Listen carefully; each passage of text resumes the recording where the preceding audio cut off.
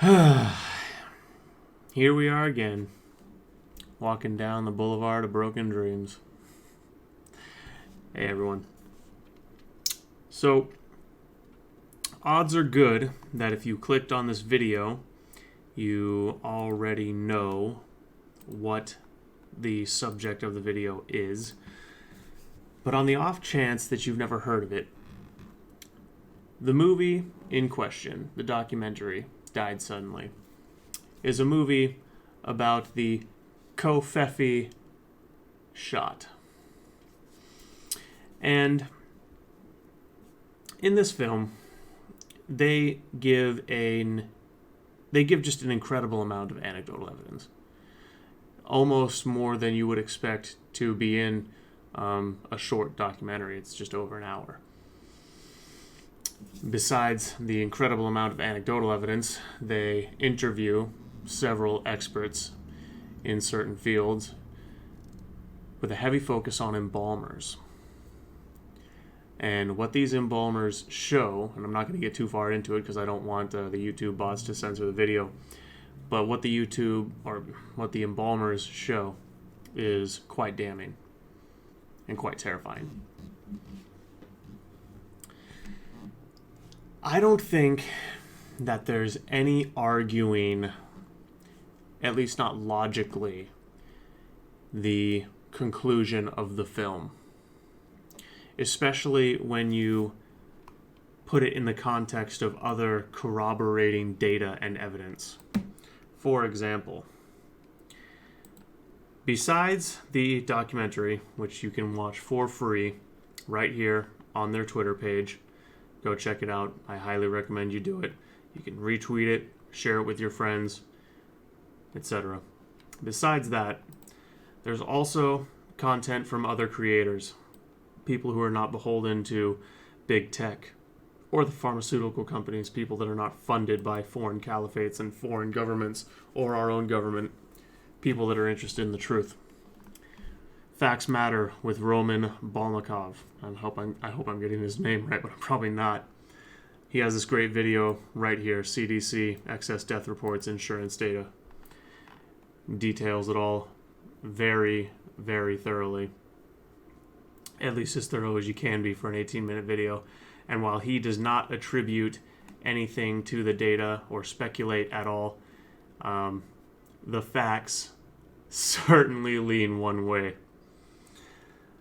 And if you want more information on the contents of that video and what they probably mean from the same people, you can also come watch this video, which is linked in the description here.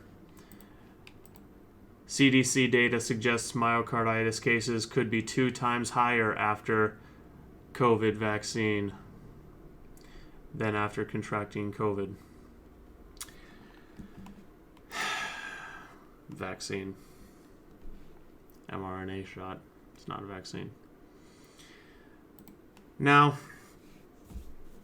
I don't really have much new information or anything revolutionary in this video to tell you about. The main reason I'm making this video is to remind you and to nudge you with this stuff again. Kind of to bug you digitally. We need to be forcing these conversations with people we know.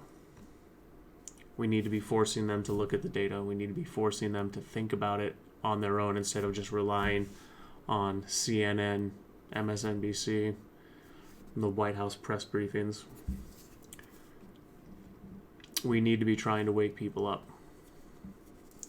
And if you put the data in front of them, if you put the science in front of them, and I'm not talking about the science, I'm talking about the actual scientific data, the actual scientific mechanisms of how these things work, expert interviews with people like Dr. Malone and other frontline doctors who have said bad things about this stuff being the shot.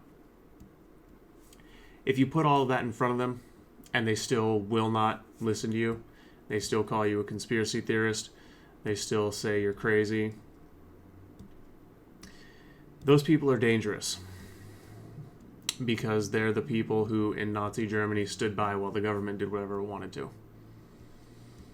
They are sheep who will do whatever they're told, no matter what it is. As long as they're comfortable and safe, they'll do whatever they're told. And that's a hard realization to accept a lot of the time because it pertains to people you care about. Family members, friends, maybe even your spouse, maybe even your parents or your kids. But the fact of the matter is that we are in a time where having a bunch of sheep around you is very dangerous. So, if you can remove the sheep from your lives, better to successfully convert them, to practice patience and expert debate or expert conversion tactics to at least open them up to the idea that they've been bamboozled. But if they will not open their eyes, if they will not listen, if they won't even consider listening, you need to get them out of your life because they're dangerous in a very tangible sense. Because tyrants, the people at the top, the Klaus Schwabs, the Soroses, the Trudeaus, they don't have any power. They're weak, angry bullies in suits. What gives them power, where their power comes from, is that when they tell people to do things, people listen to them. For whatever reason, the reasons vary person to person when you're talking about tyrants. But the end result is the same. People like that only have power because they have people underneath them that do as they're told. And so you do not want to be surrounded by those people who just do as they're told. And that's the message of the video. That's what I wanted to bring to you. It's something that you need to be reminded of until you have gotten all the sheep out of your life or successfully woken them up and turned them into wolves.